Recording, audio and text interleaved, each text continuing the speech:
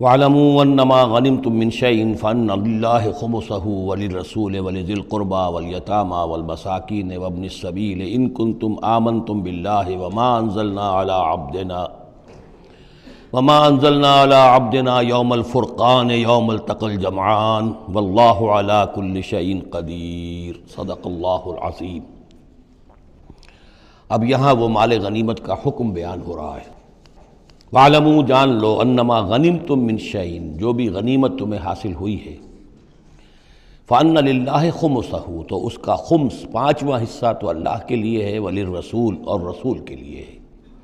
وَلِذِي الْقُرْبَى اور رسول کے قرابت داروں کے لیے ہے۔ یہ بات سمجھ لیجئے یہاں اچھی طرح کہ در حقیقت حضور صلی اللہ علیہ وسلم کا جو معاش کا معاملہ تھا، جب تک آپ مکے میں تھے، حضرت خدیجہ الکبریٰ رضی اللہ تعالی عنہا کی دولت جو ہے اس سے آپ کا کام چل رہا تھا، جو بھی بچا کچا ان کا سرمایہ تھا۔ مدینے میں آ کر ظاہر بات ہے کہ اب آپ کے پاس اپنا کوئی ذریعہ معاش نہیں تھا، نہ آپ کوئی تجارت کرتے تھے، تو اب آپ کے اخراجات اور پھر یہ کہ آپ کے بھی قرابت دار ہیں، آپ کی ازواج مطہرات ہیں، ان کے اخراجات کہاں سے آئیں گے؟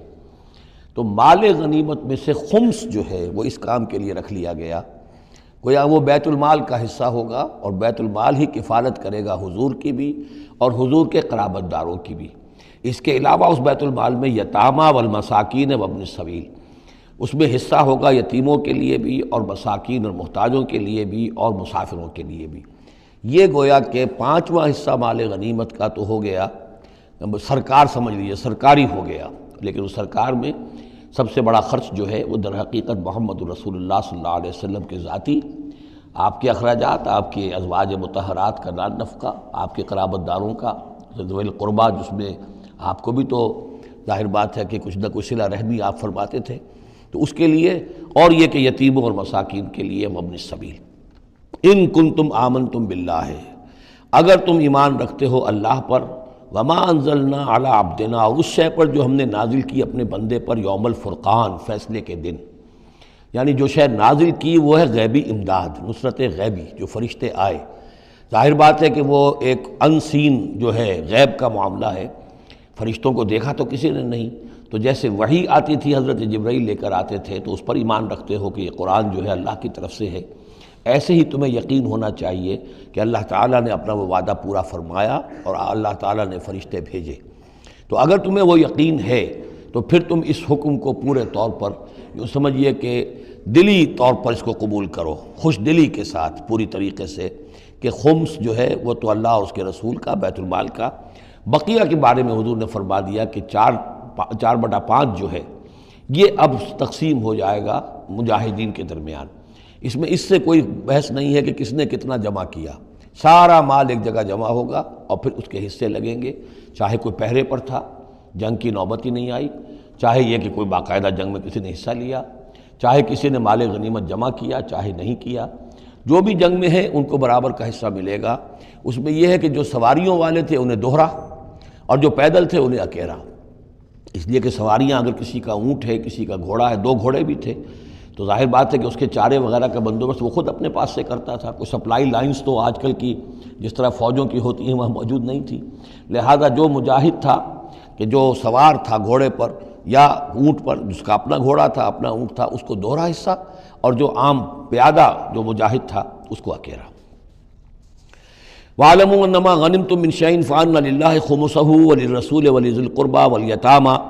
وَالْمَسَاكِينِ وَابْنِ السَّبِيلِ إِن كُنتُمْ آمَنتُم بِاللَّهِ وَمَا أَنزَلْنَا عَلَىٰ عَبْدِنَا يَوْمَ الْفُرْقَانِ يَوْمَ الْتَقَى الْجَمْعَانِ، اس فرقان والے دن، فیصلے کے دن، جس دن کی 2 فوجیں بھڑ گئی تھیں۔ وَاللَّهُ عَلَىٰ كُلِّ شَيْءٍ قَدِيرٌ، اور اللہ تعالیٰ ہر چیز پر قادر ہے۔ اِذْ أَنتُم بِالْعُدْوَةِ الدُّنْيَا وَهُمْ بِالْعُدْوَةِ الْقُصْوَىٰ، اصل میں یہ جو وادی ہے جس میں بدر واقع ہوا ہے، یہ ایک گھاٹی سی ہے جو دونوں کناروں کے اوپر تو بہت تنگ ہے لیکن درمیان میں بہت کھل کر میدان بن جاتا ہے۔ اس کا ایک سرا جو ہے وہ شمال کی طرف نکل جاتا ہے اور وہ جا رہا ہے شام کی طرف، ایک سرا جنوب کی طرف ہے اور وہ جاتا ہے مکے کی طرف، ایک مشرق کی طرف آتا ہے کہ جو مدینے کی طرف آ رہا ہے،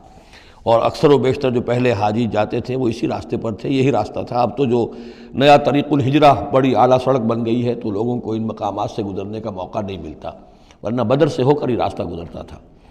تو ایسا ہوا ہے کہ اللہ تعالیٰ کی طرف سے ایسی اسکیم بن گئی تدبیر ایسی ہو گئی کہ عین بر وقت پہنچے،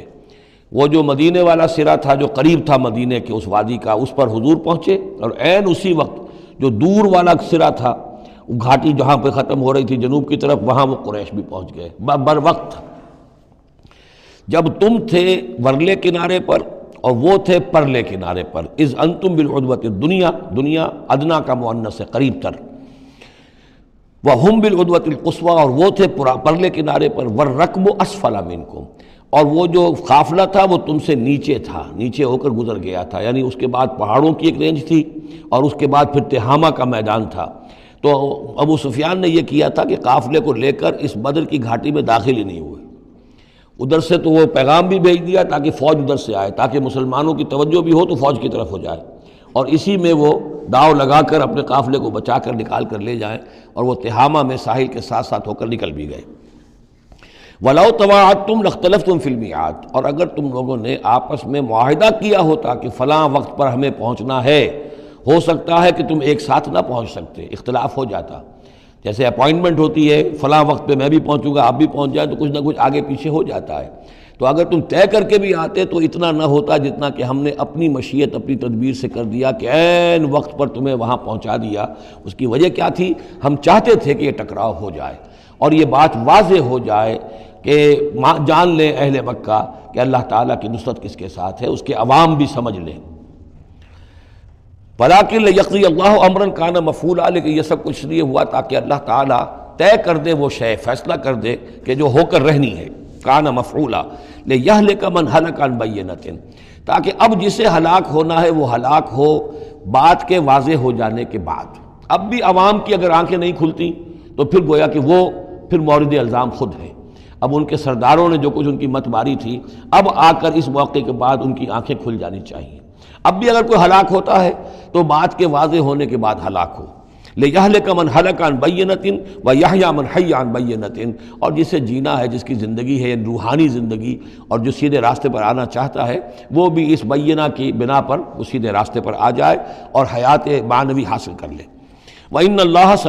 سَمِيعٌ عَلِيمٌ، اور یقیناً اللہ سب کچھ سننے والا اور جاننے والا ہے۔ اِذْ يُرِيكَهُمُ اللَّهُ فِي مَنَامِكَ قَلِيلًا، جبکہ اللہ تعالیٰ آپ کو دکھا رہا تھا اے نبی ان کو آپ کی نیند میں کم۔ حضور نے خواب میں دیکھا کہ کوئی بڑی طاقت نہیں ہے، بڑی تھوڑی سی جمعیت ہے قریش کی جو آئی ہے، حالانکہ 1000 کا لشکر تھا۔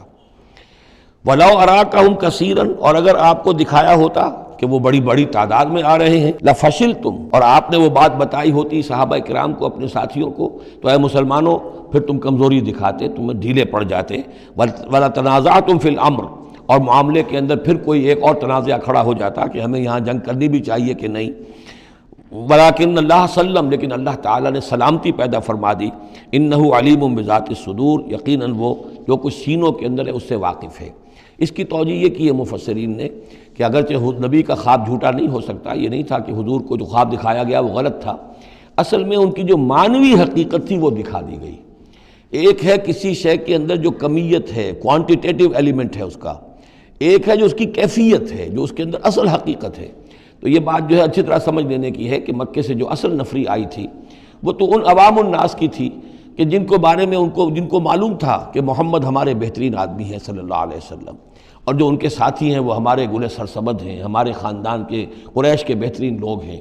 اور پھر یہ کہ انہوں نے کوئی جرم نہیں کیا ہے، کوئی ظلم نہیں کیا ہے، وہ صرف ایک خدا واحد کا کے ماننے والے اور جو ہے وہ نیکیوں کا حکم دینے والے ہیں۔ تو جو ان کے ہاں جو بھی جس کو ہم کہتے ہیں سائلنٹ میجورٹی عوام الناس، ان کے دل اپنے لیڈروں کے ساتھ نہیں تھے۔ آ تو گئے تھے، وہ ظاہر ان کا جبر تھا، ان کا فیصلہ تھا، لیڈروں کا حکم تھا، آ گئے تھے، لیکن مارے باندھے کو آئے ہوئے تھے۔ ان کے دلوں کے اندر وہ بات نہیں تھی کہ جو کسی ایسے لشکر میں ہوتی ہے کہ جو سمجھتا ہے اپنے آپ کو برحق، ہم حق کے لیے لڑ رہے ہیں، تو اس کے اندر جو طاقت ہوتی ہے اس لڑنے والے کے اندر، وہ اس شخص میں نہیں ہوتی کہ جو مارے باندھے کو لے آیا گیا ہو اور خود اسے اپنے دل میں یہ یقین نہ ہو کہ میں حق کے لیے لڑ رہا ہوں۔ اس اعتبار سے معنوی طور پر جو ان کی کیفیت تھی اس کے اعتبار سے وہ واقعتاً کم تھے۔ تو حضور کو خواب میں اللہ تعالیٰ نے ان کی اصل حقیقت دکھائی۔ وَإِذْ يُرِيكُمُوهُمْ إِذْ الْتَقَيْتُمْ فِي أَعْيُنِكُمْ قَلِيلًا وَيُقَلِّلُكُمْ فِي أَعْيُنِهِمْ، مزید برآں اللہ نے یہ کیا کہ جب دونوں لشکر ٹکرائے ہیں تو ایسی کیفیت پیدا کر دی کہ مسلمانوں کو بھی وہ تھوڑے لگ رہے تھے کہ کوئی زیادہ لوگ نہیں ہیں، اور انہیں بھی مسلمان تھوڑے نظر آ رہے تھے، یعنی یہ کہ ہر صورت اللہ نے ایسی بنا دی تھی کہ جنگ ہو اور ڈٹ کر ہو، تاکہ یہ صورتحال جو ہے یوم الفرقان ہونا اس کا بالکل واضح ہو جائے۔ اگر کسی وجہ سے وہ کرنی کترا جاتا معاملہ اور جنگ نہ ہوتی، مقابلہ نہ ہوتا، تو جس طریقے سے کہ اللہ اس کو فیصلہ کن دن بنا دینا چاہتا تھا، یوم الفرقان فیصلے کا دن، وہ صورتحال پیدا نہ ہوتی۔ لِيَقْضِيَ اللَّهُ أَمْرًا كَانَ مَفْعُولًا، تاکہ اللہ پورا کر دے اس معاملے کو کہ جو ہونے والا ہی تھا۔ وَإِلَى اللَّهِ تُرْجَعُ الْأُمُورُ، اور تمام معاملات بالآخر تو اللہ ہی کی طرف لوٹا دیے جائیں گے۔ یا ایھا الذین آمنوا اذا لقیتم فئۃ فاثبتوا، اے اہل ایمان جب بھی اب چونکہ دور شروع ہو گیا ہے، اب تمہاری جد و جہد جو ہے وہ آخری مرحلے میں داخل ہو چکی ہے، مسلح تصادم کا آغاز ہو چکا ہے، اور یہ تو ابھی پہلی جنگ ہے، ابھی جنگیں اور آنی ہیں، اگلے ہی سال غزوہ احد ہو گیا۔ جب بھی تمہارا مقابلہ ہو کسی فوج سے فاثبتوا، پہلا حکم تو یہ ہے کہ پھر ثابت قدم رہو، قدم جمائے رکھو۔ دوسرا حکم وَاذْكُرُوا اللَّهَ كَثِيرًا، اور اللہ کا ذکر کرو کثرت کے ساتھ، لعلکم تفلحون، تاکہ تم فلاح پاؤ۔ تمہاری جو طاقت ہے وہ اللہ تعالیٰ کے بھروسے پر ہے۔ وَاصْبِرْ وَمَا صَبْرُكَ إِلَّا بِاللَّهِ، ایک بندہ مومن کا صبر جو ہے وہ اللہ کے بھروسے پر ہے، لہذا اللہ یاد رہے گا، اللہ کے ساتھ قلبی تعلق، روحانی تعلق استوار ہوگا تو تم ثابت قدم رہو گے، اور اگر اللہ کے رشتہ ٹوٹ گیا، قلبی رشتہ، روحانی رشتہ، تو پھر تمہارے اندر جان نہیں ہوگی۔ اور تیسرا حکم لعلکم تفلحون، تاکہ تم مراد پاؤ، اور تیسرا حکم اطیعوا اللہ ورسولہ، اور دیکھو تیسرا حکم یہ ہے کہ جو ڈسپلن ہے اس کی پابندی کرو، حکم مانو اللہ کا اور اس کے رسول کا۔ اب ویسے تو یہاں اللہ کا حکم بھی کہا گیا ہے، لیکن ظاہر بات ہے کہ وہاں تو ہر وقت جو حکم آتا تھا وہ رسول کا حکم آتا تھا، اس لیے کہ قرآن بھی آ رہا ہے تو رسول کی زبان سے ادا ہو رہا ہے، اور رسول اپنی جانب سے اپنی اجتہاد کے تحت، اپنی رائے کے تحت، اپنی تدبیر کے تحت کوئی رائے دے رہے ہیں تو بھی حضور کی زبان مبارک سے ادا ہو رہا ہے۔ تو ویسے کہنے کو یہ اللہ اور اس کے رسول کی اطاعت کرو، لیکن عملاً وہ رسول اطاعت بن جاتی ہے۔ بمصطفیٰ برساں خویش را کہ دی ہمہ اوست، واطیعوا اللہ ورسولہ ولا تنازعوا، اور دیکھو آپس میں جھگڑو نہیں۔ یہی وہ الفاظ آئے ہیں جو سورہ آل عمران میں ہم پڑھ چکے ہیں۔ وَلَقَدْ صَدَقَكُمُ اللَّهُ وَعْدَهُ إِذْ تَحُسُّونَهُم بِإِذْنِهِ حَتَّىٰ إِذَا فَشِلْتُمْ وَتَنَازَعْتُمْ فِي الْأَمْرِ وَعَصَيْتُم مِّن بَعْدِ مَا أَرَاكُم مَّا تُحِبُّونَ۔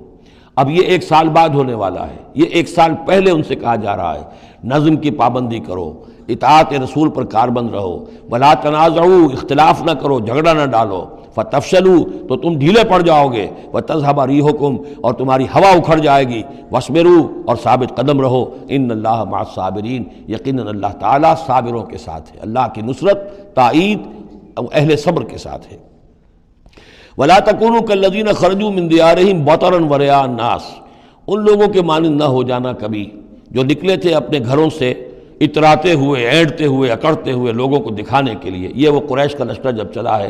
تو ابو جہل نے جو بھی ساز و سامان کیا تھا اس کے لیے ڈھول ڈھمک بھی تھا، اور اس کے ساتھ جو ہے ہر طرح کا لاؤ لشکر، تو وہ تو جا رہے تھے بالکل اس خیال سے کہ فتح ہماری ہے ہی ہے، اور ہم مسل کر رکھ دیں گے، جیسے مچھر کو مسل دیا جاتا ہے۔ یہ مسلمان ہیں ہی کتنے،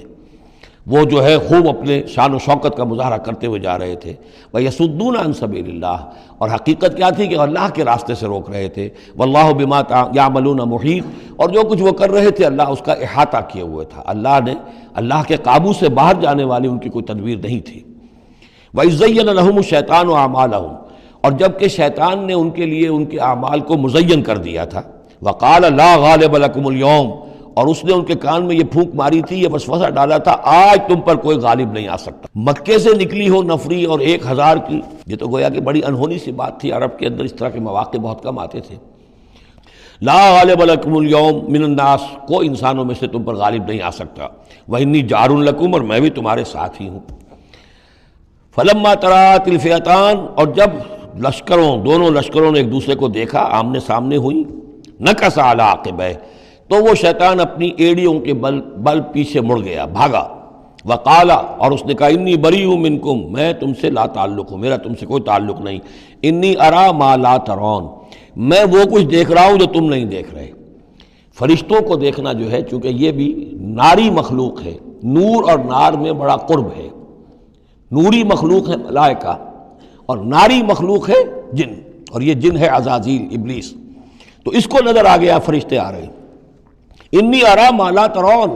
میں وہ کچھ دیکھ رہا ہوں جو تم نہیں دیکھ سکتے۔ انی اخاف اللہ، مجھے اللہ کا خوف ہے۔ واللہ شدید العقاب، اور اللہ سزا دینے میں بہت سخت ہے۔ اذ یقول المنافقون والذین فی قلوبہم مرض، اب یہ ایک نقشہ تو یہ تھا کہ جب چلے آ رہے تھے قریش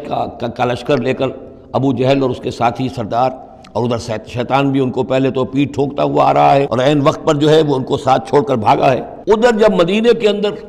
اب جہاں وہاں سے مسلمان چلے تھے، حضور چلے تھے، تو جو کوئی منافق پیچھے رہ گئے تھے وہ اب باتیں کر رہے تھے۔ اذ یقول المنافقون والذین فی قلوبہم مرض، جبکہ کہہ رہے تھے وہ منافق لوگ اور وہ لوگ کہ جن کے دلوں میں روگ تھا، غر ہؤلاء دینہم، ان مسلمانوں کو تو ان کے دین نے بالکل دھوکے میں ڈال دیا ہے، مت ماری گئی ہے، دماغ خراب ہو گیا ہے، قریش سے ٹکرانے چلے ہیں، ان کی عقل جواب دے گئی ہے۔ ہم تو پہلے بھی سمجھتے تھے کہ یہ سفہاء ہیں، بے وقوف ہیں، احمق ہیں، لیکن اب تو معلوم ہوتا ہے کہ سرے سے مت ماری گئی۔ غر ہؤلاء دینہم، ان کے دین نے ان کی مت مار دی۔ ومن یتوکل علی اللہ فإن اللہ عزیز حکیم، انہیں کیا پتا کہ جو کوئی توکل کرے اللہ پر تو اللہ تعالیٰ زبردست ہے، حکمت والا۔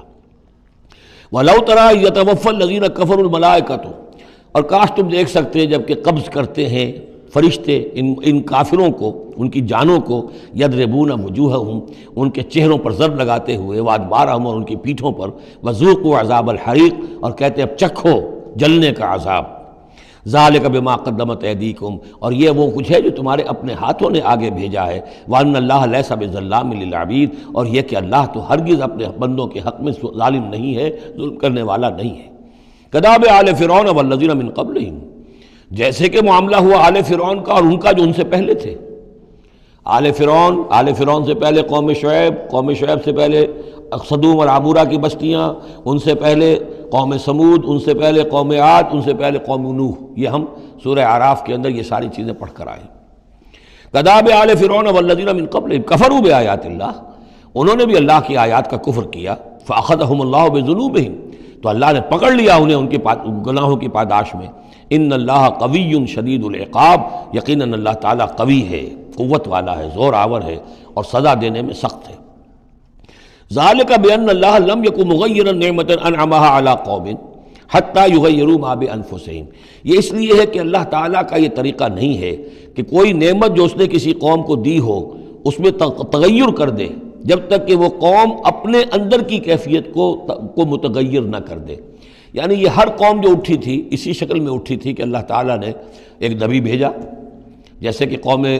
ہود ختم ہوئی تو حضرت ہود اور ان کے ساتھیوں کے ذریعے سے ایک نئی قوم وجود میں آئی جو آگے چل کر سمود کہلائی۔ تو یہ لوگ کون تھے؟ یہ لوگ تھے جن کو اللہ نے نعمت دی تھی، انعام دیا تھا، احسان کیا تھا، ایمان انہیں ملا تھا، لیکن جب انہوں نے اپنی اس نعمتوں کو بدل دیا، کفر کی روش پر آ گئے، توحید کی پگڈنڈی چھوڑ کر، توحید کی شاہراہ کو چھوڑ کر شرک کی پگڈنڈیوں پہ مڑ گئے، تو پھر اللہ تعالیٰ کی نعمت بھی تبدیل ہو جاتی ہے، اللہ تعالیٰ نعمت سلب کر لیتا ہے، انعام کی جگہ پر اللہ کا عذاب آ جاتا ہے۔ ذالک بان اللہ لم یکن مغیرا نعمۃ انعمها علی قوم حتی یغیروا ما بانفسہم، یہی ہے جو مضمون آگے بھی آئے گا سورہ رعد میں بھی، اور اس کو پھر یہ کہ اردو میں بھی ایک شعر میں لوگوں نے پیش کیا ہے کہ خدا نے آج تک اس قوم کی حالت نہیں بدلی، نہ ہو جس کو خیال آپ اپنی حالت کے بدلنے کا۔ قوموں کے اپنے اندر کے حالات بدلتے ہیں تو پھر تقدیر بدلتی ہے، صرف خواہش سے، وشفل تھنکنگ سے، امانی سے کوئی بات نہیں ہوا کرتی۔ اور قوم ظاہر بات ہے کہ افراد پر مشتمل ہوتی ہے، پہلے کچھ افراد بدلیں گے، ان کے اندر قلب ماہیت ہوگی، ان کا باطن بدلے گا، ان کی سوچ، ان کے نظریات، ان کے خیالات، ان کے مقاصد، ان کی دلچسپیاں، ان کی امنگیں تبدیل ہو جائیں گی۔ یہ اندر کے بدلے ہوئے لوگ جو ہیں جب کثیر تعداد میں ہوں گے تو پھر یہ مل جل کر زور لگائیں گے، طاقت لگائیں گے، معاشرے کو بدل دیں گے، اور پھر یہ اس طریقے سے کہ انقلاب آئے گا۔ کیوں بجاں در رفت جہاں دیگر شود، جہاں چو دیگر شد جہاں دیگر شود، جب یہ قرآن کسی کے اندر اتر جاتا ہے اس کے اندر ایک تبدیلی آ جاتی ہے، بالکل بدل جاتا ہے انسان اندرونی طور پر، اور یہ اندرونی تبدیلی ہے جو عالمی انقلاب تک ممتد ہو سکتی ہے۔ وَأَنَّ اللَّهَ سَمِيعٌ عَلِيمٌ، اللہ سب کچھ سننے والا، جاننے والا ہے۔ کداب آل فرعون، جیسے کہ دستور تھا یا ہوا معاملہ آل فرعون کا، والذین من قبلہم، اور جو ان سے پہلے تھے، کذبوا بآیات ربہم، انہوں نے اپنے رب کی آیات کو جھٹلایا، فأہلکناہم بذنوبہم، تو ہم نے ان کو ہلاک کر دیا ان کے گناہوں کی پاداش میں، وأغرقنا آل فرعون، اور آل فرعون کو ہم نے غرق کر دیا، وَكُلٌّ كَانُوا ظَالِمِينَ، اور یہ سب کے سب ظالم تھے۔ ان شر الدواب عند اللہ الذین کفروا فہم لا یؤمنون، بدترین چوپائے اللہ کے نزدیک یہی لوگ ہیں، اللہ کے نزدیک جو کفر کرتے ہیں اور وہ ایمان نہیں لاتے۔ یعنی وہی جو آیت ہم پڑھ چکے ہیں سورہ اعراف میں کہ یہ لوگ انسان نظر آتے ہیں، حقیقت میں انسان نہیں ہیں، لہم قلوب لا یفقہون بہا ولہم اعین لا یبصرون بہا ولہم آذان لا یسمعون بہا اولئک کالانعام بل ہم اضل،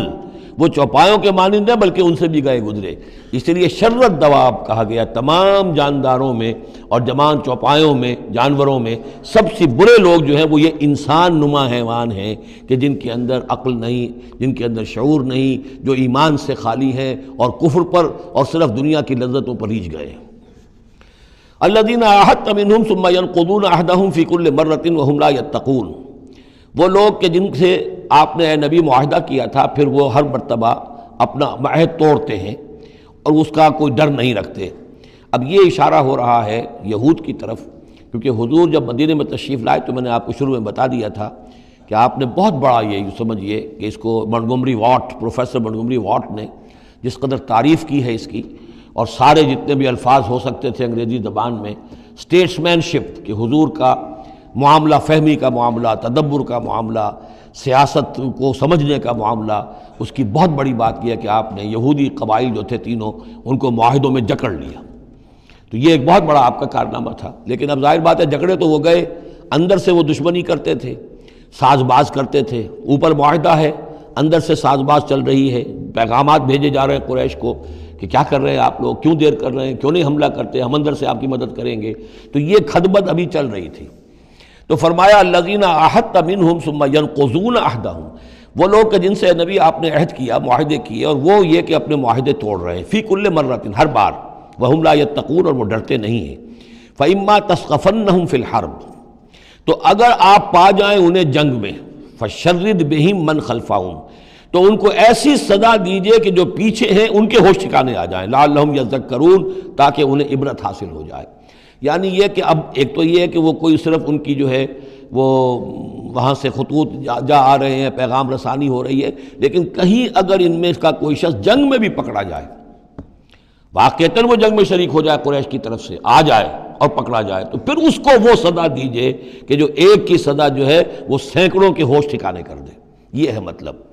وَإِمَّا تَثْقَفَنَّهُمْ فِي الْحَرْبِ فَشَرِّدْ بِهِمْ، ایسی سزا ان کو دیجئے من خلفہم کے جو ان سے پیچھے ہیں ان کے بھی ہوش ٹھکانے ہو جائیں، لعلہم یذکرون، شاید کہ پھر وہ نصیحت پکڑ لیں۔ وَإِمَّا تَخَافَنَّ مِنْ قَوْمٍ خِيَانَةً، اور اگر آپ کسی کو قومی سطح پر اندیشہ ہو جائے آپ کو کسی سے کہ وہ خیانت پر اتر آئی ہے، یعنی ایک ہے انڈیویجول ایکٹس،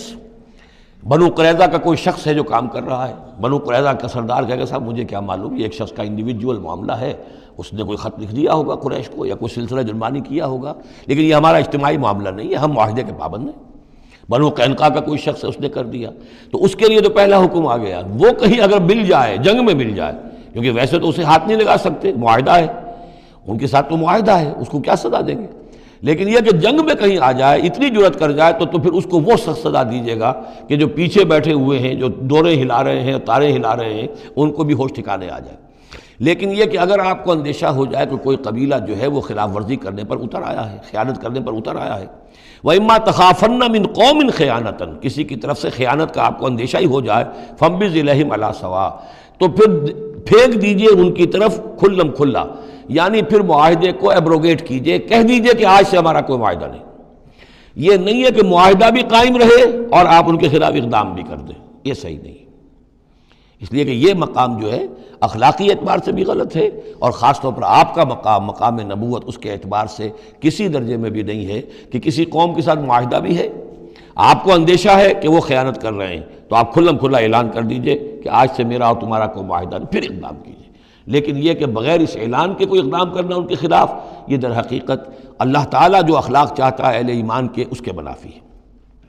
وَإِمَّا تَخَافَنَّ مِنْ قَوْمٍ خِيَانَةً فَانبِذْ إِلَيْهِمْ عَلَىٰ سَوَاءٍ، اصل میں یہی وہ بات تھی جس کے حوالے سے مولانا مودودی مرحوم نے 1948 میں یہ جو جہاد کشمیر اس وقت ہو رہا تھا اس کے بارے میں رائے ظاہر کی تھی کہ ہندوستان کے ساتھ ہمارے سفارتی تعلقات ہیں، بھارت کے ساتھ ہمارا سارا معاملہ معاہدات کے اوپر چل رہا ہے، پھر اگر یہ کہ معاملہ جو ہے دوسری طرف ہم یہ شکل کر رہے ہیں کہ وہاں پر جنگ کا معاملہ کر رہے ہیں تو یہ غلط ہے، شریعت کی روح سے، قرآن کی روح سے غلط ہے۔ ہمیں کھلم کھلا اعلان کرنا چاہیے، جو بھی ہو اللہ تعالیٰ پر بھروسہ رکھنا چاہیے، کھل کر سامنے آنا چاہیے۔ یہ یا کہ میز کے اوپر تو معاہدہ ہے، ہاتھ مل رہے ہیں اور میز کے نیچے سے ٹانگیں گھسیٹی جا رہی ہیں، یہ دنیا داروں کا دھندا تو ٹھیک ہے، لیکن اسلام کی روح سے ایک اسلام کے نام پر بننے والی مملکت کی حکومت کا یہ طرز عمل درست نہیں ہے۔ یہ تھا وہ معاملہ جو سن 48 میں مولانا مودودی نے یہ رائے ظاہر کی تھی، اور اس پر پھر کافی ان کے خلاف جو ہیں عوامی جذبات جو ہیں وہ بہت جو ہے اس وقت بہت بلند ہو گئے تھے، مشتعل ہو گئے تھے، اس لیے کہ عوام کی اپنی سوچ ہوتی ہے۔ وَإِمَّا تَخَافَنَّ مِنْ قَوْمٍ خِيَانَةً فَانبِذْ إِلَيْهِمْ عَلَىٰ سَوَاءٍ، معاہدہ ان کے منہ پر دے مارو، ان اللہ لا يحب الخائنین، یقیناً اللہ تعالیٰ کو خیانت کرنے والے پسند نہیں ہیں۔ وَلَا يَحْسَبَنَّ الَّذِينَ كَفَرُوا سَبَقُوا، اور نہ سمجھے وہ لوگ جنہوں نے کفر کیا ہے کہ وہ بچ نکلے ہیں، یعنی یہ کہ اب اگر کچھ لوگ بچ کے بھی تو چلے گئے نا، آخر 1000 کی نفری آئی تھی، انہم لا یعجزون، یہ جو بچ کر چلے گئے وہ یہ نہ سمجھے کہ وہ اللہ کو عاجز کر دیں گے، وہ عاجز نہیں کر سکیں گے۔ وَأَعِدُّوا لَهُم مَّا اسْتَطَعْتُمْ، اور اے مسلمانوں اب جب یہ نیا دور شروع ہو ہی گیا ہے تمہاری اس دعوت و تحریک کا، تو اب پوری طریقے سے اپنے امکان بھر سامان حرب تیار کرو۔ اعدوا لہم، اعداد تیاری کرنا، اسلحہ تیار کرو، سامان جنگ تیار کرو، گھوڑے تیار رکھو، رسالہ تمہارا ہونا چاہیے، جو بھی تمہارے لیے ممکن ہے۔ یہ توکل کا مطلب یہ نہیں ہے کہ تم ہاتھ پر ہاتھ دھر کر بیٹھ رہو اللہ تمہاری مدد کرے گا۔ اعدوا لہم ما استطعتم، اپنی استطاعت جو ہے اس کی حد تک تو پوری تیاری کرو، من قوت، طاقت سے بھی، ومن رباط الخیل، اور پلے ہوئے گھوڑوں کے ذریعے سے بھی، اس لیے کہ اس زمانے میں جنگ کے لیے سب سے زیادہ جو مؤثر شے تھی آپ کو معلوم ہے وہ گھوڑا، تیز رفتار ہے، اونٹ جو ہے تیز دوڑ نہیں سکتا ہے۔ اور اسی حوالے سے آج سمجھ لیجئے ہمارے لیے بہت اہم مسئلہ ہے یہ، اللہ تعالیٰ نے شاید عالم اسلام میں پورے میں پتہ نہیں 50 60 70 کتنے ملک دنیا میں ہیں مسلمان کہلاتے ہیں،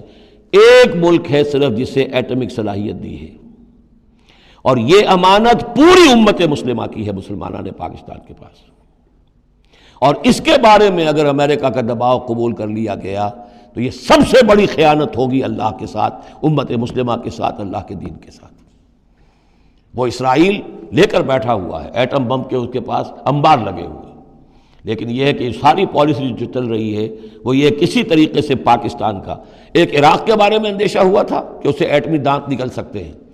اس ایک مرتبہ اس کا وہ ایٹمک پلانٹس جو ہے اس کا بھرکس نکال دیا تھا، دوسری مرتبہ یہ کہ اس کا پورا بھرکس ہی نکل گیا، اگلا پچھلا کھایا پیا سب اگلوا دیا۔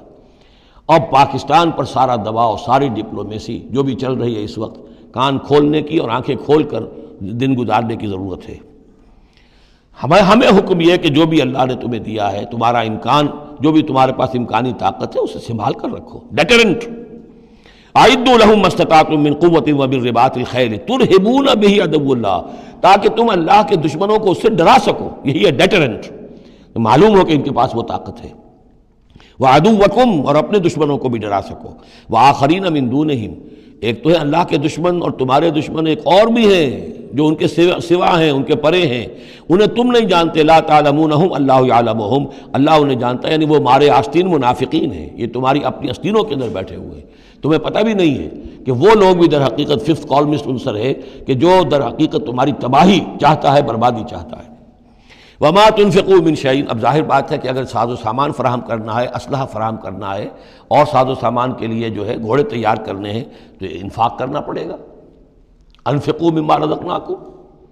وما تنفقوا من شیء فی سبیل اللہ یوفی الیکم، اور دیکھو جو کچھ بھی تم خرچ کرو گے اللہ کی راہ میں وہ پورا پورا تمہیں مل جائے گا، پورا پورا دیا جائے گا، وانتم لا تظلمون، اور تم پر کوئی زیادتی نہیں ہوگی، تمہاری کوئی حق تلفی نہیں ہوگی۔ تم دو تو صحیح، اب وہ پورے 2 رکوع ذہن میں لے آئیے جو سورہ بقرہ میں ہم نے پڑھے تھے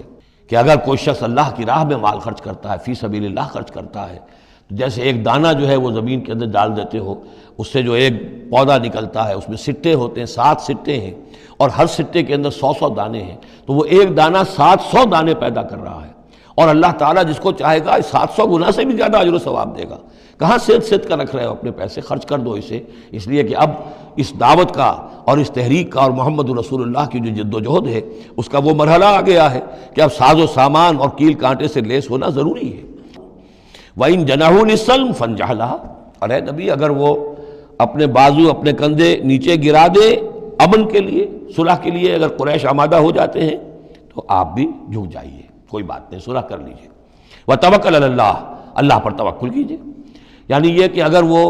صلح کرنے کے اوپر آمادہ ہے صلح کر لیجئے، اور ڈریے نہیں کہ ہو سکتا ہے وہ چال چل رہے ہوں، نہیں، صلح کا جواب صلح سے دیجئے،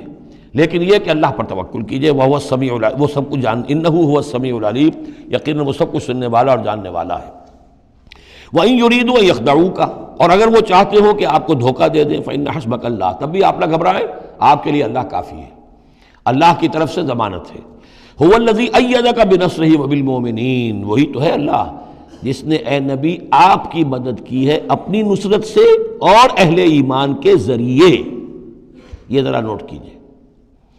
اللہ نے محمد کی مدد کی ہے اہل ایمان کے ذریعے، یعنی اللہ تعالیٰ کا یہ فضل ہوا محمد رسول اللہ صلی اللہ علیہ وسلم پر کہ ایسے صحابہ عطا فرمائے جو مخلص تھے، کہ جہاں آپ کا پسینہ گرا وہاں انہوں نے اپنی خون کی ندیاں بہا دیں۔ حضرت موسیٰ کو ایسے ساتھی میسر نہیں آئے، کیا حال تھا جبکہ ان کو کہا گیا اللہ کی راہ میں جنگ کرو، اور ان کا فضل بنتا وربک فقاتل انا ہاؤنا قاعدون، جاؤ تم جاؤ، ہم بیٹھے ہیں یہاں۔ رب انی لا املک الا نفسی واخی فافرق بیننا وبین القوم الفاسقین۔ یہاں یہ ہوا تھا جب دوسری مرتبہ مقام صفرا پر جب ہوئی ہے جو مشاورت، اور وہ بڑی یوں سمجھیے کہ کانٹے کی مشاورت تھی، وہاں بھی کچھ لوگ زور دے رہے تھے مسلسل کہ چلیے ہمیں چلنا چاہیے پہلے قافلے کی طرف، وہ تو آپ کو سیرت کی کتابوں میں پڑھنا ہوگا،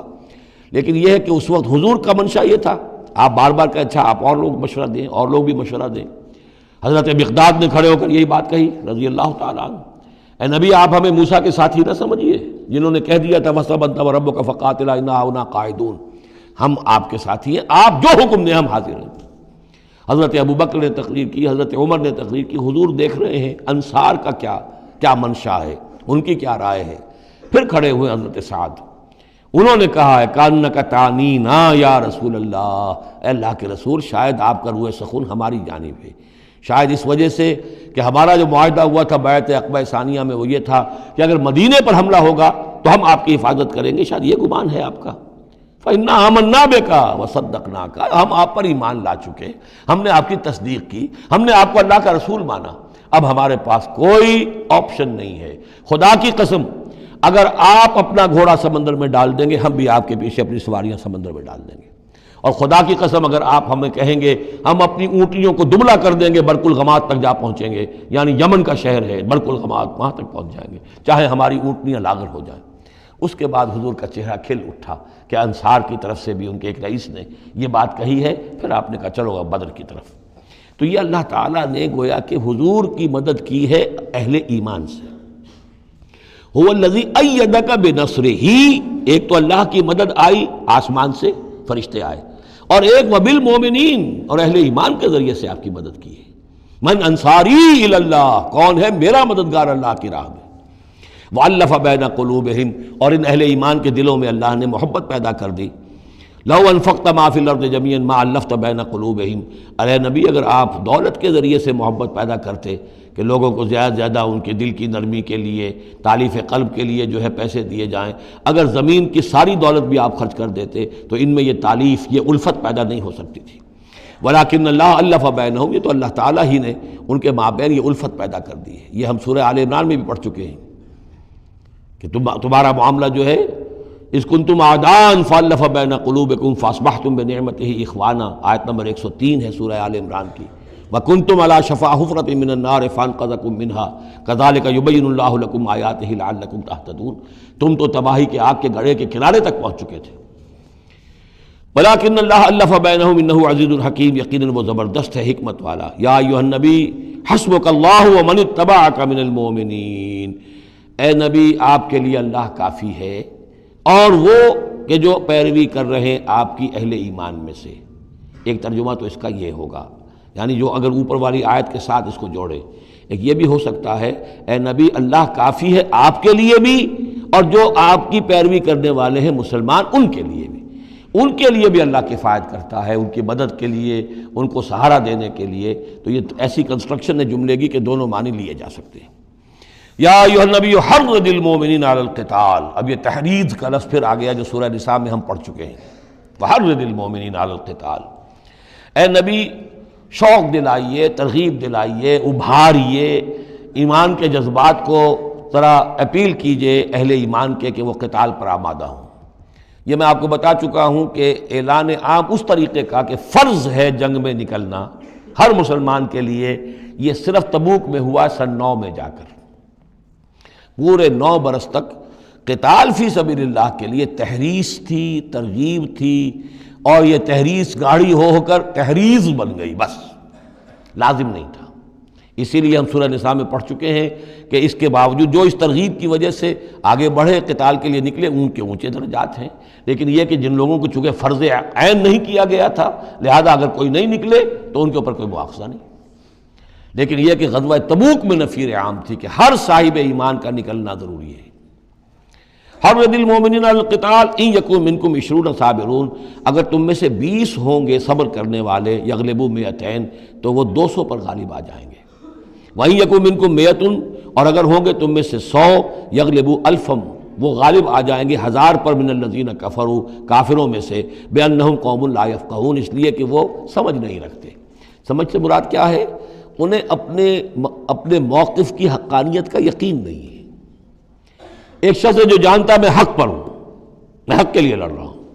ایک شخص ہے ڈل مل ہے، ایسے ہی لڑ رہا ہے، مارے باندھے کو لڑ رہا ہے، کسی کے کہے سے آ گیا، مرسینری ہے، تنخواہ یافتہ ہے اس لیے آ گیا۔ اب اس میں زمین و آسمان کا فرق ہوگا۔ تو ان لوگوں کو چونکہ وہ شے حاصل نہیں ہے، لہذا ان کی حالت کیا ہے کہ اگر آپ 10 ہوں گے 100 پر غالب آ جائیں گے۔ لیکن اس کے بعد جو اگلی آیت آ رہی ہے وہ گویا کہ اس کی کچھ عرصے کے بعد یقیناً نازل ہوگی جو یہاں شامل کر دی گئی۔ الآن خفف اللہ عنکم، اب اللہ نے تم پر سے تخفیف کر دی ہے، وعلم ان فیکم ضعفا، اور اللہ کے علم میں ہے یہ بات کہ تمہارے اندر کچھ کمزوری آ گئی ہے۔ لیکن یہ کمزوری کیسے آئی ہے اس کو سمجھ لینا چاہیے۔ سابقون الاولون، مہاجرین اور انصار کے اندر کوئی کمزوری نہیں آئی معاذ اللہ، ابو بکر اور عمر میں یا سعد بن معاذ میں رضی اللہ تعالیٰ عنہ مجمعین، ان میں کوئی کمزوری نہیں آئی۔ لیکن جو نئے مسلمان آ رہے تھے، جن کی ابھی تربیت نہیں ہوئی تھی، اوسط گر رہا ہے۔ ظاہر بات ہے جو نئے لوگوں کی تعداد بڑھ رہی ہے، جن کی تربیت اتنی نہیں ہوئی ہے، جن کے اندر ایمان ابھی اتنا گہرا نہیں اترا ہے، اتنا راسخ نہیں ہوا ہے، تو اس کے حوالے سے اب فرض کیجئے کہ 1000 کے اندر پہلے تو ایسے ہوتے تھے کچے پکے جو ہیں وہ 20 ہیں، 50 ہیں، 100 ہیں، اب یہ ہے کہ ان کی تعداد بڑھتی جا رہی ہے اگر، تو نتیجہ کیا ہوگا کہ اوسط جو ہے وہ گر جائے گی۔ اس اوسط کے اعتبار سے اب تمہارے اندر کچھ کمزوری آ گئی ہے۔ فَإِن يَكُن مِّنكُم 100 صَابِرَةٌ يَغْلِبُوا 200، اب بھی یہ ہے کہ اگر تمہارے اندر 100 ہوں گے کہ جو صبر کرنے والے ہوں گے وہ 200 پر غالب آ جائیں گے۔ وَإِن يَكُن مِّنكُم 1000، اور اگر تم میں سے 1000 ہوں گے، يَغْلِبُوا 2000 بِإِذْنِ اللَّهِ، تو وہ 2000 پر غالب آ جائیں گے اللہ کے اذن سے۔ وَاللَّهُ مَعَ الصَّابِرِينَ، اور یقیناً اللہ صبر کرنے والوں کے ساتھ ہے۔ مَا كَانَ لِنَبِيٍّ أَن يَكُونَ لَهُ أَسْرَىٰ، اب یہ ایک اور بہت نازک معاملہ ہوا جو غزوہ بدر کے بعد،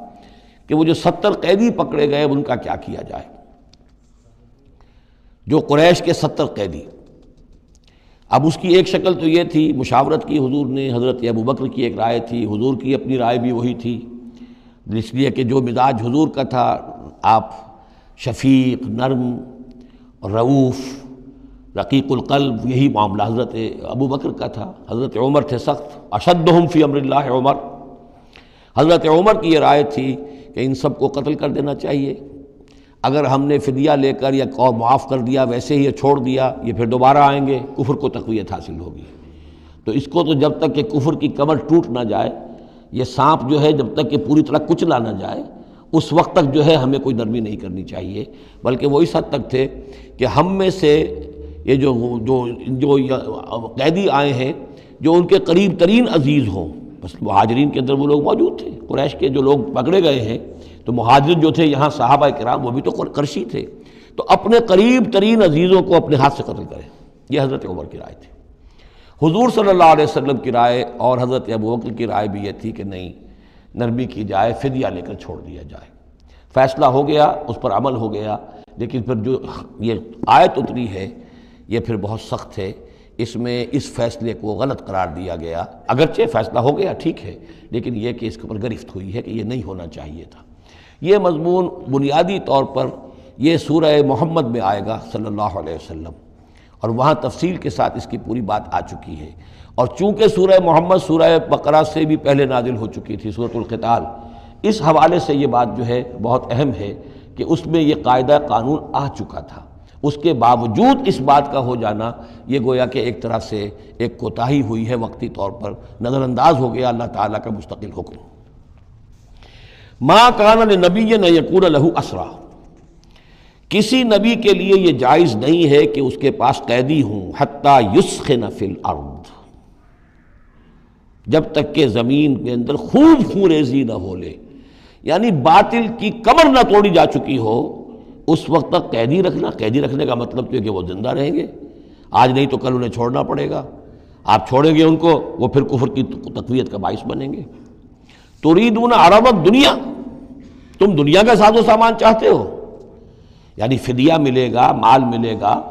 اب یہ ظاہر بات ہے کہ نہ حضور کی یہ نیت ہو سکتی تھی معاذ اللہ، اور نہ حضرت ابو بکر کی، لیکن اللہ تعالیٰ کا معاملہ ہے،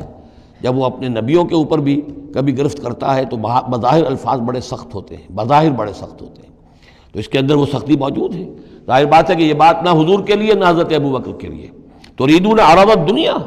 تم دنیا کا سامان چاہتے ہو، واللہ یرید الآخرہ، اللہ کے پیش نظر آخرت ہے۔ سورہ محمد کی آیت نمبر 4 میں یہ پورا قانون آئے گا، ہم وہاں پڑھ لیں گے۔ واللہ عزیز حکیم، اور اللہ تعالی عزیز اور حکیم ہے۔ لولا کتاب من اللہ سبقہ، اگر نہ ہوتی بات اللہ کی طرف سے جو پہلے سے آ چکی تھی، یعنی سورہ محمد کی آیت نمبر 4، اس میں ایک امکان نکلتا تھا اس کی تعبیر کا، اگرچہ تعبیر کے اندر میرے نزدیک غلطی ہوئی ہے، لیکن پھر بھی ایک اس کے اندر امکان موجود تھا جس کو کہ استعمال کیا ہے محمد الرسول اللہ صلی اللہ علیہ وسلم سے۔ لولا کتاب من اللہ سبقہ، اگر یہ اللہ تعالیٰ کی طرف سے بات پہلے سے طے نہ ہو چکی ہوتی، لمسکم فیما اخذتم عذاب عظیم، تو جو کچھ تم نے یہ فدیہ وغیرہ لیا ہے اس پر تم پر بڑا سخت عذاب آتا۔ قانون ہم سورہ محمد میں پڑھیں گے کہ وہ کیا تھا، اور اس کی انٹرپریٹیشن کے اندر یہاں حضور نے کس جگہ سے گنجائش نکالی۔ دیکھیے ہوتا یہ ہے کہ آپ کا رجحان نرمی کا ہے تو آپ ایک ہی بات کے اندر سے نرم پہلو نکال لیں گے، جیسے کہ میں نے عرض کیا تھا کہ جو لوگ کے سنتے ہیں الذین یستمعون القول فیتبعون احسنہ، وہ لوگ کہ جو کسی بات کو سن کر پھر پیروی کرتے ہیں اس میں سے بہترین کی، جو بھی اس میں اعلیٰ ترین درجہ ہے اس تک پہنچنے کی کوشش کرتے ہیں۔ لیکن طبیعت کے اندر جو نرمی تھی تو اس نرمی کی وجہ سے حضور نے اس کے اندر ایک اپنے لیے گنجائش نکال لی، لیکن چونکہ اس آیت کے اندر وہ گنجائش واقعتاً موجود ہے، لہذا فرمایا اگر وہ نہ ہوا ہوتا، لولا کتاب من اللہ سبقہ، اگر وہ آیت پہلے نازل نہ ہو چکی ہوتی، لمسکم فیما اخذتم عذاب عظیم، تو تم پر جو بھی تم نے لیا ہے یہ فدیہ وغیرہ اس پر تم پر بڑی سخت پکڑ ہوتی اور عذاب آتا۔ روایات میں آتا ہے کہ حضور بھی اور حضرت ابو بکر بھی دونوں پھر اس آیت کے نزول کے بعد روتے رہے ہیں کہ ہم سے یہ خطا ہوئی ہے۔ بہرحال خطا اجتہادی ہے، کوئی غلط اس طرح کی نہیں ہے کہ کسی صریح حکم کی خلاف ورزی کی گئی ہو، وہ یہ ہے کہ جو بھی اس میں رعایت رکھی گئی تھی اس کو آپ نے اپنے اجتہاد سے اس کے اندر سے جو بھی نرمی کا پہلو تھا وہ نکال دیا۔ فَكُلُوا مِمَّا غَنِمْتُمْ حَلَالًا طَيِّبًا، تو اب کھاؤ جو تمہیں ملا ہے غنیمت۔ غنیمت میں وہ بھی ہے جو عین جنگ کے موقع پر مال غنیمت ملا، اور جو فدیہ اب مل رہا ہے وہ بھی غنیمت ہے۔ حلالاً طیبہ، کھاؤ، اس میں کوئی اب تمہیں ہچکچاہٹ نہ ہو، حلال اور طیب ستھرا۔ واتقوا اللہ، اللہ کا تقوی اختیار کرو، ان اللہ غفور الرحیم، یقیناً اللہ تعالیٰ بخشنے والا رحم فرمانے والا ہے۔ یا ایھا النبی قل لمن فی ایدیکم من الاسریٰ، اے نبی کہہ دیجئے ان لوگوں سے جو آپ کے قبضے میں ہیں قیدی۔ اب قیدیوں میں جان لیجئے حضرت عباس ابن عبد المطلب بھی تھے رضی اللہ عنہ، جو حضور کے چچا تھے۔ گمان غالب یہ ہے کہ وہ ایمان تو لا چکے تھے، اپنے ایمان کا اعلان نہیں کیا تھا، لہذا جنگ میں کفار کے ساتھ ہو کر آئے تھے، وہ بھی گرفتار تھے۔ اور بھی کچھ لوگ تھے کہ جن کے بارے میں حضور جانتے تھے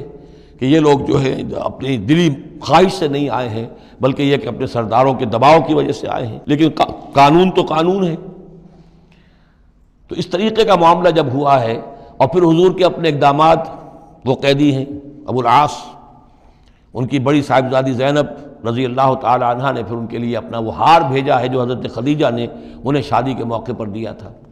تو یہ ایسی کیفیات ہیں، ہم جب پڑھتے ہیں ان چیزوں کے تو ہمارے لیے تو ایک تعلق جو ہے وہ ایک ماضی کی تاریخ کے قصوں کی ہے، وہاں تو یہ خونی رشتے بھی تھے، تعلقات بھی تھے، ایک ہی خاندان ہے، ایک ہی قبیلہ ہے، اسی کے لوگ آئے ہوئے ہیں۔ تو اب حضور کے دل میں جو ہے اس وقت سنا یہ ہے کہ جب رات کے وقت کراہ رہے تھے حضرت عباس، انہیں باندھا ہوا تھا، سخت ظاہر بات ہے قیدیوں کو جکڑا ہوا ہے رسیوں کے اندر، تو ان سے ان کے جو کچھ اتنا بند تھے کہ وہ سخت تھے، وہ جو بند تھے جن میں بندھے ہوئے تھے کہ کرا رہے تھے، تو حضور نے کہا تمام قیدیوں کے بند ڈھیلے کر دو۔ یہ نہیں کہا کہ صرف عباس کا بند ڈھیلا کر دو، بلکہ آپ نے ان کی کراہنے کی آواز سن کر پھر آپ نے فرمایا سب کے بند ڈھیلے کرو، اتنا سخت ان کو نہ باندھو۔ تو اس طرح کا معاملہ جو ہے اس کو ذہن میں رکھیے۔ یا ایھا النبی قل لمن فی ایدیکم من الاسریٰ، کہہ دیجئے ان سے جو آپ کے ہاتھ میں اب قیدی ہیں، ان یعلم اللہ فی قلوبکم خیرا، دیکھو اگر جو کچھ تمہارے دلوں میں ہے اللہ کے علم میں ہے کہ وہ خیر ہے، یؤتکم خیرا مما اخذ منکم، تو جو کچھ تم سے اس وقت لیا گیا ہے اس سے بہتر اللہ تمہیں دے دے گا۔ یعنی یہ کہ نیت کا معاملہ تمہارا اور اللہ کے مابین ہے، ہمارا معاملہ قانون کا ہے۔ تم آئے کفار کے ساتھ جنگ کرتے ہوئے آئے ہو، پکڑے گئے ہو، اب ان میں کوئی ڈسکریمنیشن نہیں ہو سکتی۔ کوئی شخص کہے کہ نہیں صاحب میں تو مجبوراً آیا تھا، اور میں تو کسی کے کہنے میں آیا تھا، اور میں تو حقیقت میں تو اسلام لا چکا تھا، یہ بات جو ہے اب نہیں چلے گی۔ لہذا یہ ضرور ہے کہ اگر تمہارے دل میں کوئی خیر ہے، کوئی بھلائی ہے، اور اس وقت یہ کہ تم سمجھتے ہو کہ تم اس صورتحال میں مجبوراً پھنس گئے ہو اور تمہیں فدیہ ادا کرنا پڑ رہا ہے، تو اللہ تعالیٰ تمہیں اس سے کہیں زیادہ دے دے گا کہ جو آج تمہیں فدیے میں دینا پڑ رہا ہے۔ ظاہر بات ہے کہ وہاں بیویوں کو خبریں پہنچی، انہوں نے اپنے زیور بھیجے ہیں، حضرت زینب رضی اللہ تعالی عنہ نے بھی اپنا زیور بھیجا، ہار بھیجا ہے، اور حضور کی آنکھوں میں آنسو آ گئے جب آپ نے وہ ہار دیکھا، حضرت خدیجہ کا ہار رضی اللہ تعالی عنہ۔ وہ پوری زندگی جو آپ کی گزری تھی حضرت خدیجہ کے ساتھ، وہ ساری آنکھوں میں نگاہوں کے سامنے آ گئی، جو ان کی وفاداری تھی اور جو انہوں نے خدمت کی تھی، وفا شعاری کی تھی۔ تو اس کے بعد مسلمانوں سے کہا کہ یہ اس ماں کی یادگار تھی بیٹی کے پاس، اگر آپ لوگ اجازت دیں تو یہ اس کو واپس کر دیا جائے، تو اس کو پھر لوگوں کی اجازت سے وہ ہار واپس کیا گیا۔ تو یہ سارے جو جذباتی معاملات تھے ان کو اچھے سے سمجھیے کہ ہم پڑھتے ہوئے ان چیزوں کو سمجھتے ہیں کہ جیسے ایک بس تاریخ کا ایک واقعہ ہے، اس کے ساتھ جو احساسات، جذبات، جو اس کے ساتھ اور فوری جو اس وقت کی کیفیات تھی، اس کا ہمارے لیے اکثر و بیشتر تو ممکن ہی نہیں کہ تصور کر سکے۔ یا ایھا النبی قل لمن فی ایدیکم من الاسریٰ، اے نبی کہہ دیجئے ان لوگوں سے جو آپ لوگوں کے قبضے میں ہیں اس وقت ان قیدیوں میں سے، ان یعلم اللہ فی قلوبکم خیرا، اگر اللہ کے علم میں ہے کہ تمہارے دل میں خیر ہے، یؤتکم خیرا مما اخذ منکم، تو جو کچھ تم سے لیا گیا ہے اللہ اس سے بہتر تمہیں دے دے گا، ویغفر لکم، اور تمہیں بخش دے گا، واللہ غفور الرحیم، اور اللہ غفور الرحیم ہے۔ وَإِن یریدوا خیانتک، اور اگر یہ آپ سے خیانت کرنا چاہیں، جھوٹ بول رہے ہوں، جھوٹی قسمیں کھا رہے ہوں کہ ہمارے ساتھ تو معاملہ یوں ہو گیا تھا اور ایسے آ گئے تھے، فقد خان اللہ من قبل، تو پھر یہ پہلے اللہ سے بھی خیانتیں کرتے رہے ہیں، فامکنا منکم، اللہ تعالیٰ نے ان کو پکڑوا دیا، واللہ علیم الحکیم، اللہ حکیم اور علیم ہے۔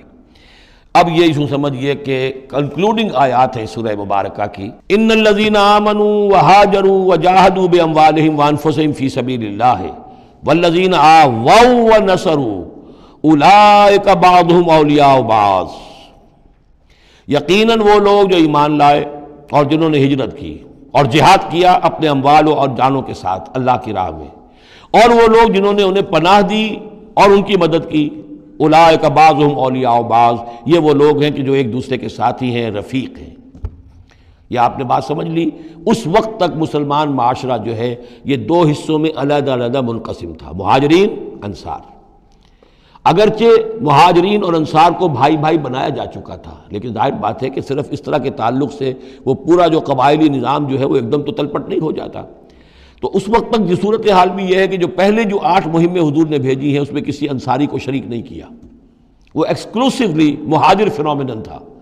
جنگ بدر میں پہلی مرتبہ جو ہے انصار شریک ہوئے ہیں، ورنہ پہلے صرف مہاجرین تھے۔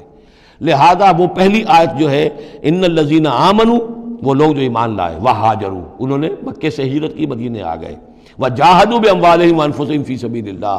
اور انصار مدینہ تو اب جہاد میں شریک ہوئے ہیں، یہ 1.5 سال سے اس جہاد میں پہلے سے چلے آ رہے ہیں کہ پوری 8 مہمیں جو پہلے کی ہیں وہ ایکسکلوسیو جو ہیں وہ صرف مہاجرین نے کی ہیں۔ وجاہدوا باموالہم وانفسہم فی سبیل اللہ، یہ ایک طبقہ ہو گیا، ایک جماعت ہو گئی۔ والذین آووا، اور انصار کی شان کیا ہے؟ انہوں نے انہیں جگہ دی، پناہ دی، اپنے گھر تقسیم کر دیے، اپنی دکانیں تقسیم کر دی، اور اس طریقے سے مسلمانوں کے لیے اپنے دلوں میں بھی اور اپنے گھروں میں بھی پوری جگہ پیدا کی۔ اولئک بعضهم اولیاء بعض، انہوں نے مدد بھی کی، یہ سب ایک دوسرے کے ساتھی ہیں۔ والذین آمنوا ولم یہاجروا، اور وہ لوگ کہ جو ایمان لائے لیکن ہجرت نہیں کی، ما لکم من ولایتہم من شیء، تمہارا ان کے ساتھ اب کوئی تعلق نہیں۔ آگے چل کر سورہ نساء میں جو بعد میں نازل ہوئی ہیں، پڑھ چکے ہم پہلے، ان میں تو یہ ہے کہ وہ کافر اور منافق قرار دیا گیا، ان کے ساتھ وہی سلوک کرو جو کافروں کے ساتھ ہے، انہیں پکڑو اور قتل کرو، الا یہ کہ کسی ایسی قبیلے سے ہوں جن کے ساتھ تمہارا معاہدہ ہو، وہ پورا قانون وہاں آ گیا ہے۔ لیکن یہاں بھی پہلی بات بتا دی گئی، اب کوئی ولایت باہمی تمہاری ان کے ساتھ نہیں ہے۔ یعنی فرض کیجئے کوئی شخص کہتا ہے میں تو ایمان لا چکا تھا، مجبوراً آئے تھے لیکن ہجرت کیوں نہیں کی؟ جب ہجرت نہیں کی تو اب تمہارا شمار ہوگا انہی لوگوں کے ساتھ جن کے ساتھ تم جنگ کر کے آئے ہو۔ تم یہ نہیں کہہ سکتے کہ میرا تعلق جو ہے اہل ایمان سے شمار کیا جانا چاہیے۔ والذین آمنوا ولم یہاجروا ما لکم من ولایتہم من شیء، تو کوئی تمہاری ان سے رفاقت نہیں ہے، کوئی تعلق نہیں ہے، کوئی عہد نہیں ہے، کوئی قول و قرار نہیں ہے۔ یہ آیت بھی معلوم ہوتا ہے کہ انہی جو اسیر تھے غزوہ بدر کے، انہی کی طرف اصل میں روح سخن ہے۔ حتیٰ یہاجروا، جب تک کہ وہ ہجرت نہ کریں، ہاں واپس جائیں، فدیہ دے کر جائیں، پھر ہجرت کر کے آ جائیں تو ٹھیک ہے، پھر وہ مسلمانوں میں سے ہوں گے، تمہارے بھائی ہوں گے، تمہارے حمایتی ہوں گے اور تم ان کی حمایت کرو گے۔ وَإِنِ اسْتَنصَرُوكُمْ فِي الدِّينِ، اور وہ لوگ کہ جو ایمان تو لائے لیکن ہجرت نہیں کی، اپنے اپنے قبیلوں میں رہے یا مکے میں رہے، اگر وہ تم سے مدد مانگے دین میں، فَعَلَيْكُمُ النَّصْرُ، تو اے مسلمانوں تم پر واجب ہے ان کی مدد کرنا، إِلَّا عَلَىٰ قَوْمٍ بَيْنَكُمْ وَبَيْنَهُمْ مِيثَاقٌ، سوائے اس کے کہ وہ کسی ایسی قوم سے تعلق رکھتے ہوں کہ جن کے اور تمہارے درمیان کوئی معاہدہ ہے۔ اگر کوئی قبیلہ ہے کہ جس کے ساتھ حضور نے معاہدہ کیا ہوا ہے صلح کا، اور وہاں کوئی مسلمان ہے اور وہ ہجرت تو کر نہیں رہا، وہاں سے وہ مدد کی درخواست کرتا ہے کہ میری مدد کی جائے، تو اس کے خلاف اس کی مدد نہیں کی جائے گی، اس لیے کہ قوم کے ساتھ معاہدہ ہے۔ واللہ بما تعملون بصیر، اور جو کچھ تم کر رہے ہو اللہ اسے دیکھ رہا ہے۔ والذین کفروا بعضهم اولیاء بعض، اور وہ لوگ جنہوں نے کفر کیا وہ ایک دوسرے کے ساتھی ہیں، ایک دوسرے کے حمایتی ہیں، ایک دوسرے کے پشت پناہ ہیں۔ عرب قبائلی معاشرے کے اندر یہ جو ولایت کا معاملہ ہوتا تھا، اس میں پھر یہ ذمہ داریاں بھی آتی تھیں۔ کسی کے اوپر تاوان پڑ گیا ہے تو جو اس کے ولی ہیں، جو اس کے حلیف ہیں، ان کو بھی تاوان میں سے حصہ پہ دینا پڑتا تھا۔ کوئی قیدی ہو گیا ہے، اسے کوئی فدیہ دینا ہے تو جو اس کے حلیف ہیں، جب اس کے گھر والے بھی وہ فدیے کے لیے رقم جمع کریں گے تو وہ حلیف بھی اس کے اندر اپنا حصہ ڈالیں گے۔ تو یہ تو معاشرے کے اندر جو قبائلی معاشرہ ہوتا ہے یہ چیزیں ہوتی ہیں۔ تو یہاں فرما دیا گیا جو کافر ہیں وہ ایک دوسرے کے حلیف ہیں، جو اہل ایمان ہیں وہ ایک دوسرے کے حلیف ہیں، لیکن اہل ایمان میں سے جو ہجرت نہیں کرتے وہ اہل ایمان کے حلیف نہیں ہیں، بلکہ وہ تو انہی کافروں کے ساتھ شمار ہوگا ان کا جن کے ہاں وہ رہ رہے ہیں۔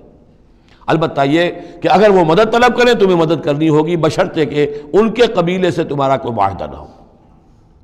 الا تفعلوہ، اگر تم ان چیزوں کو پابندی نہ کرو،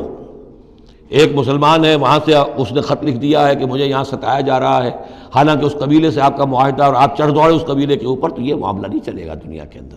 ہر چیز کا ایک قاعدہ ہے، قانون ہے، اسے وہاں سے ہجرت کرنی چاہیے، یا ہجرت نہیں کر رہا ہے تو تکلیف جھیلنی چاہیے، برداشت کرنی چاہیے۔ مسلمان مدد نہیں کر سکتے چونکہ اس کے قبیلے سے مسلمانوں کا معاہدہ ہے۔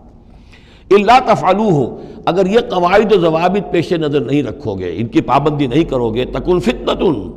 تو پھر تو یہ ہے کہ فساد برپا ہو جائے گا، فتنہ پھیلے گا، فی الارض و فساد کبیر، اور بہت بڑی جو ہے بدامنی ہو جائے گی۔ اب وہ آیت آگے جس کا میں نے ذکر کیا تھا، والذین آمنوا وہاجروا وجاہدوا فی سبیل اللہ والذین آووا ونصروا اولئک هم المؤمنون حقا۔ اب ان دو طبقات کو جمع کر دیا گیا، والذین آمنوا وہاجروا وجاہدوا فی سبیل اللہ والذین آووا ونصروا، ویسے یہ کہ وہ لوگ جو ایمان لائے اور جنہوں نے ہجرت کی اور جنہوں نے جہاد کیا اللہ کی راہ میں، یعنی یہ مہاجرین، والذین آووا، اور وہ انصار مدینہ جنہوں نے انہیں پناہ دی، انہیں جگہ دی، انہیں اکوموڈیٹ کیا، والذین آووا ونصروا، اور نصرت کی، اولئک هم المؤمنون حقا لہم مغفرۃ ورزق کریم، ان کے لیے مغفرت ہے اور رزق کریم ہے۔ تو مومن حقیقی کی تعریف یہاں پر جو آئی ہے دو حصوں میں بٹ کر، وہ میں چاہتا ہوں کہ پھر اچھی طریقے سے آپ سمجھ لیں، انتہائی اہم بات ہے یہ۔ ایک مسلمان کے لیے بنی الاسلام علی خمس، 5 چیزیں ہیں، کلمہ شہادت، نماز، روزہ، حج، زکوٰۃ، لیکن حقیقی مومن ہونے کے لیے 2 چیزیں اور بڑھیں گی، صرف شہادت نہیں، یقین قلبی، اور نماز، روزہ، حج، زکوٰۃ کے ساتھ جہاد فی سبیل اللہ۔ گویا کہ 7 چیزیں ہوں گی، 7 شرطیں پوری ہوں گی تو ایک شخص بندہ مومن کہلائے گا۔ یہ تعریف ہے کہ جو سورہ الحجرات کی آیت نمبر 14-15 میں آئی. وہاں پہلے فرمایا قالت الاعراب آمنا قل لم تؤمنوا ولکن قولوا اسلمنا ولما يدخل الايمان في قلوبكم. یہ بدو کہہ رہے ہیں ہم ایمان لے آئے. اے نبی ان سے کہہ دیجئے تم ایمان نہیں لائے ہو، بلکہ یوں کہو کہ ہم مسلمان ہو گئے، ہم نے اطاعت قبول کر لی ہے، ابھی تک ایمان تمہارے دلوں میں داخل نہیں ہوا. اب اگلی آیت میں پھر اسی سیاق کے اندر اگلی آیت میں مومن کون ہے؟ انما المؤمنون الذین آمنوا باللہ ورسولہ ثم لم یرتابوا. مومن تو وہ ہیں جو ایمان لائیں اللہ پر، اس کے رسول پر، پھر شک نہ باقی رہے، یقین بن جائے. اور دوسرے وجاہدوا باموالہم وانفسہم فی سبیل اللہ، اور وہ جہاد کریں اللہ کی راہ میں اپنی جانوں اور مالوں کے ساتھ. اولئک هم الصادقون، صرف وہ سچے ہیں. اس کو میں نے پرکار سے تشبیہ دی تھی. اب اگر وہ دل میں یقین ہے تو اس کی کیا کیفیات پیدا ہو جائیں گی؟ دلی یقین کی کیفیات وہ شروع میں آ گئی ہیں. انما المؤمنون الذین اذا ذکر اللہ وجلت قلوبہم. اہل ایمان تو وہ ہیں حقیقت میں کہ جب اللہ کی یاد کرتے ہیں، اللہ کا ذکر ہوتا ہے، ان کے دل لرز اٹھتے ہیں. وَإِذَا تُلِيَتْ عَلَيْهِمْ آيَاتُهُ زَادَتْهُمْ ایمانا. جب ان کو اللہ کی آیات پڑھ کر سنائی جاتی ہیں ان کے ایمان میں اضافہ ہوتا ہے. وَعَلَىٰ رَبِّهِمْ يَتَوَكَّلُونَ. ان کا توکل، ان کا بھروسہ کل کا کل اللہ کی ذات پر ہے. الذین یقیمون الصلاۃ ومما رزقناہم ينفقون. اور وہ لوگ جو نماز قائم کرتے ہیں اور انفاق کرتے ہیں اللہ کی راہ میں اس میں سے جو ہم نے دیا. اولئک هم المؤمنون حقا. یہ ہے سچے مومن، پکے مومن. لیکن یہ مومن کی شخصیت کی تصویر کا ایک رخ ہے. بدقسمتی سے ہمارے ہاں یہ دو رخ علیحدہ ہو گئے. معاملہ یہ ہے کہ یہ ہے ایک ورق، اس ورق کا ایک صفحہ یہ ہے، ایک صفحہ یہ ہے. یہ انسیپریبل ہے، صفحات کو جدا نہیں کر سکتے آپ. ورق ایک ہے، اس کا ایک رخ یہ ہے صفحہ، ایک رخ یہ ہے صفحہ. مومن کی شخصیت کا ایک صفحہ، اس کی تصویر کا ایک رخ یہ ہے. دل میں یقین ہے، اللہ کی یاد کرتا ہے، دل لرزتا ہے. آیات قرآنی پڑھتا ہے یا سنتا ہے، دل میں ایمان بڑھتا ہے. ہر معاملے میں توکل، اس کا بھروسہ اللہ کی ذات پر ہے. نماز قائم کیے ہوئے ہے، زکوٰۃ ادا کرتا ہے، اللہ کی راہ میں خرچ کرتا ہے. یہ شخصیت کا ایک رخ ہو گیا. اولئک هم المؤمنون حقا. لیکن یہ ایک رخ ہے. اور دوسرا رخ کیا ہے؟ والذین آمنوا وہاجروا وجاہدوا فی سبیل اللہ والذین آووا ونصروا اولئک هم المؤمنون حقا. اور وہ لوگ جو ایمان لائے، جنہوں نے ہجرت کی، جنہوں نے جہاد کیا اللہ کی راہ میں، اور وہ لوگ جنہوں نے انہیں جگہ دی، پناہ دی اور ان کی مدد کی، یہ ہے مومن سچے. تو تصویر کے ان دونوں رخوں کو جوڑیے. یہ ہے اصل میں جو آج کی ضرورت ہے. صحابہ کرام کی شخصیتوں میں یہ دونوں رخ تھے. جیسے زوال آیا ہمارے ہاں، اڑائے کچھ ورق لالے نے، کچھ نرگس نے، کچھ گل نے، چمن میں ہر طرف بکھری ہوئی ہے داستاں میری. دین کے حصے بکھرے ہو گئے. کوئی حلقے ذکر کے ہیں تو ان کو جہاد وغیرہ سے کوئی غرض نہیں. کوئی جہادی تحریکیں ہیں تو ان کے اندر جو ہے وہ دوسری کیفیات نہیں. اس طرح کے معاملات جو ہے تقسیم ہو چکے ہیں. جب تک کہ یہ مکمل شخصیتیں وجود میں نہیں آئیں گی، یہ ظاہر بات ہے صحابہ کی کمیت کے اعتبار سے تو وہاں تک نہیں پہنچ سکتے، لیکن ان کا عکس تو ہو، اس طرح کی کیفیت متوازن طریقے پر. اگر 25% ادھر ہے 25% ادھر بھی ہو، 10% ادھر ہے 10% ادھر بھی ہو، لیکن ایک ہی طرف 70% ہو جائے، دوسری طرف 0 ہو، وہ معاملہ گڑبڑ ہے.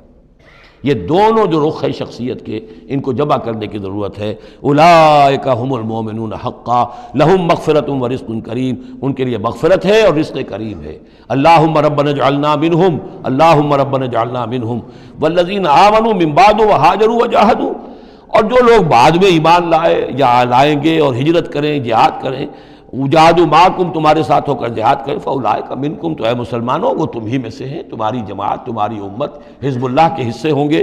وَأُولُو الْأَرْحَامِ بَعْضُهُمْ أَوْلَىٰ بِبَعْضٍ فِي کتاب اللہ. البتہ اللہ کا جو قانون ہے، جو شریعت ہے، مثلا جو وراثت کا معاملہ ہے، اس کا تعلق جو اولو الارحام کے ساتھ ہے. یہ جو بھائی چارہ تھا اس کے بنا پر وراثت نہیں ہے.